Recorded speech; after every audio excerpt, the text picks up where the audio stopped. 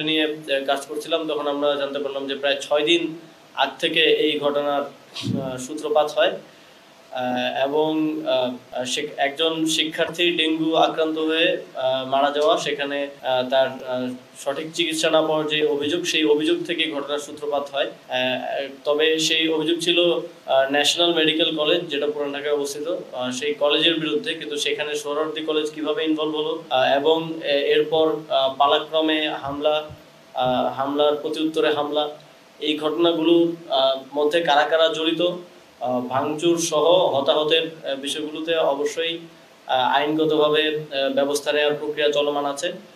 এই ধরনের ঘটনাকে আর কোনোভাবেই টলারেট করা হবে না।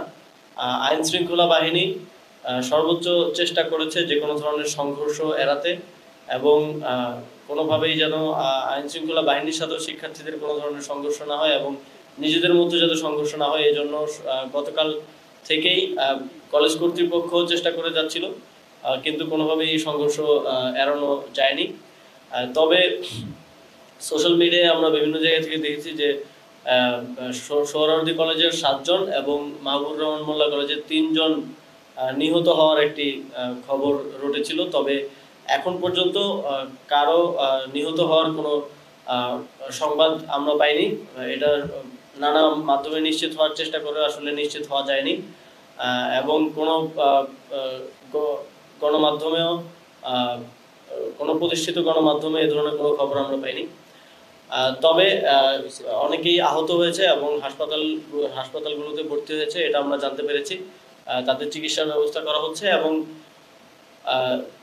এই ধরনের ঘটনা যারা ঘটালো, ভাঙচুর এবং মারধর, তাদের বিরুদ্ধে আইনগতভাবে ব্যবস্থা নেওয়া হবে এবং সামনের দিকে এ ধরনের কোনো কার্যক্রমকে আর কোনোভাবেই টলারেট করা হবে না।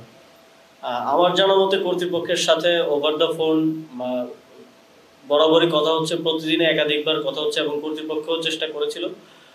তবে পুলিশের পক্ষ থেকে আমরা যেটা জানতে পেরেছি যে যখন যাত্রাবাড়ির জায়গাটা পার হয় সেখানে শিক্ষার্থীদেরকে বাধা দেওয়া হয়েছিল, কিন্তু বাধা টপকে পুলিশকে ধাক্কে তারা সেদিক দিয়ে চলে যায় এবং কোনো প্রকার ব্যবস্থা নেওয়ার ব্যাপারে যখন আমরা জানতে চাই তখন আমাদেরকে যেটা বলা হয়েছে, যদি পুলিশের একটা রায়ট ম্যানেজমেন্টের বাংলাদেশে একটা প্র্যাকটিস, মানে তাদের যে স্বাভাবিক ড্রিল, তাদেরকে যেভাবে শেখানো হয়, প্রথমত কাঁদানে গ্যাস ছোড়া, টিয়ার শেল এবং পানি ছোড়া, এবং পানি ছোড়ার পরে যখন স্বাভাবিকভাবেই পাল্টা আক্রমণটা তারা আক্রান্ত হয়, তখন তাদের ড্রিল অনুযায়ী তখন তাদেরকে রাবার বুলেট সহ ছোড়াগুলি সেটা ব্যবহার করার ড্রিল তাদেরকে দেয়া হয়েছে। নতুন করে তাদেরকে রায়ট ডিসপার্স করার যে ড্রিল সেটা দেওয়ার কথা, কিন্তু আপনারা জানেন পুলিশের নতুন যারা দায়িত্ব পেয়েছেন তারা সেটা করার কথা আমাদেরকে জানিয়েছেন, তবে সেটার জন্য তারা এখন যথেষ্ট সময় পাননি।